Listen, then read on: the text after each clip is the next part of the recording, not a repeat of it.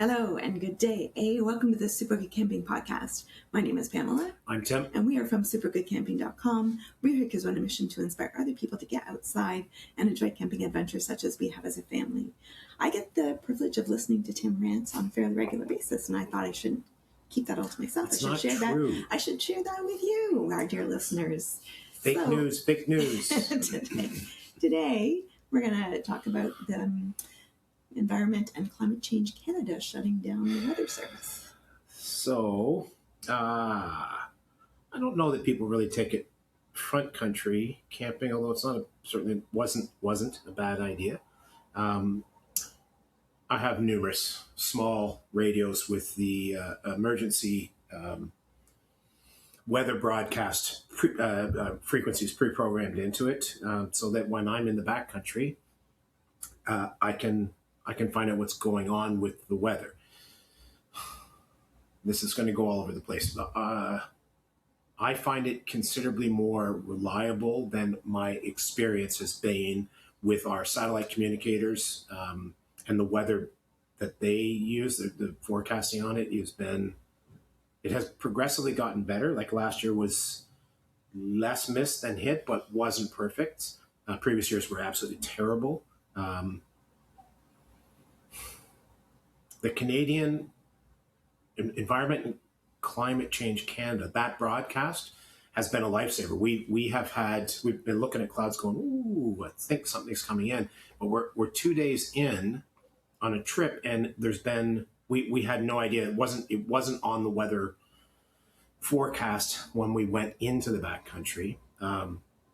So we immediately tuned in and discovered that there was a hurricane coming. It wasn't coming at us. It was coming a little beyond us, but we were going to catch an awful lot of the side mess. If we hadn't have had that, we would have just been sitting there. Yes, I can tell weather a bit, but there are experts that do that stuff. So I have to say, I'm fairly disappointed. They're all about you know what? I'll go through the key aspects and stuff, and we'll get to what. So the weather radio network, which included over 200 stations providing continuous, automated, and localized weather reports. Localized weather reports, highly important for backcountry camping.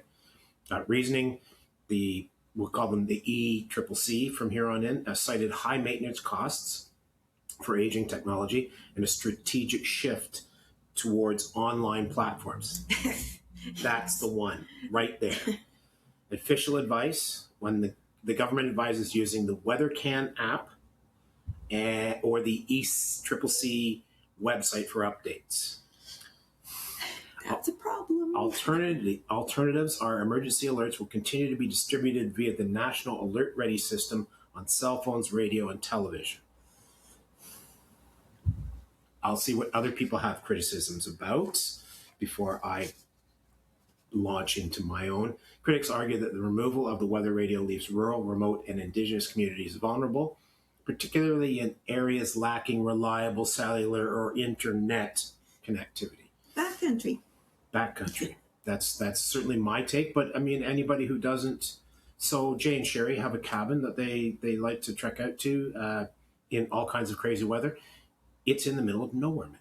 So how are they supposed to know that a storm's coming in, especially if you're in the winter and you're hunkering, you've gone out for a nice ski or you're out trekking in your snowshoes, and then you're hunkering down because the temperature's dropping and stuff like that. How do you know that there's a big storm coming in? You don't. Backup system removal. Weather radio was often used as a critical battery-powered backup during power outages or when cell phone towers failed. We here in downtown Toronto during power outages have used that weather radio system to know what's going on out there because we're close to being on Lake Ontario and stuff happens. When you're next to a big body of water and weather's coming through, it can get a little messy sometimes. And we have been aware of how that was playing out because we had the weather system, weather radio playing. An impact on vulnerable groups. Critics state the loss disproportionately impacts rural residents and seniors. And again, a lack of electricity means you can run a battery operated thing and get things. Broadcast OTA, I think is what it's called, over the air, especially in rural areas, is considerably more reliable than cellulars. It's the cellular and or internet based. That's fine and dandy. If you look at the numbers of people that are available, that have cellular or internet available, I'm sure that's a metric that they go, oh look, but we're hardly affecting anybody. Yeah, but the people you're affecting heavily. Like I'm in the backcountry, man. My satellite communicator doesn't. It gives me their weather report. It doesn't give me the government's weather report, which I trust far more. I don't have access to it. Certainly not reliable access to a cellular signal.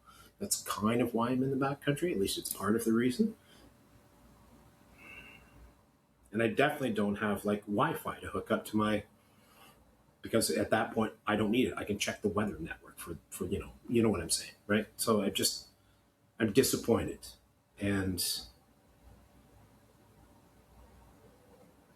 I think it's our government doing us a disservice. This is a federal thing. It's not I can't blame Doug Ford for this. As much as we'd like to. Because he does crap like this all the time, man. Like, it's just terrible. Okay, I'm not. I'll save my rant for our next Just Pamela and I episode, which will be about expanded drinking in Ontario parks. In the meantime, to do, you know what? I'll let the young lady do the positive stuff because I'm still a little ticked. So on the other hand, I thought, well, let's maybe give some strategies maybe we can implement to try to work around this. It's not going to be as good, for sure. But so things you can do. Before you leave home, use the SpotWX forecast planner. So it's a tool you can punch in the exact latitude and longitude of your campsite or the route that you're taking to generate a specialized elevation adjusted weather model. You need to do this while you do have connectivity, because you obviously are not going to be able to do this while you're out there. Satellite communicator like Garmin or Zoleo, as Tim said, that it's not necessarily as good. Even Environment Canada has recommended that their service is more reliable than the satellite communicators are, but better than nothing maybe. Park ranger stations, that's not going to play out in the backcountry. But I mean, occasionally you've seen them paddle by. Right? We have, but it's very occasional. Yeah. Like, yeah. So if there's solitude, a storm coming, they're probably not going to paddle by. Not. Unless it is a hurricane coming and maybe they're going to try to evacuate people. Yeah. But that's a lot of mileage to cover in a very short period of time. So, I don't know, man. So, park ranger stations will have it if you happen to be front country camping, but it's not going to help you in the backcountry.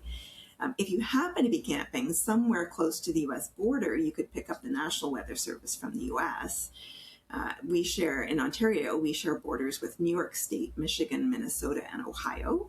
So if you happen to be camping somewhere along the borders of those states, you might be able to get the National Weather Service from the States. Before Trump got that as well. Yes, that's maybe on the chopping block too.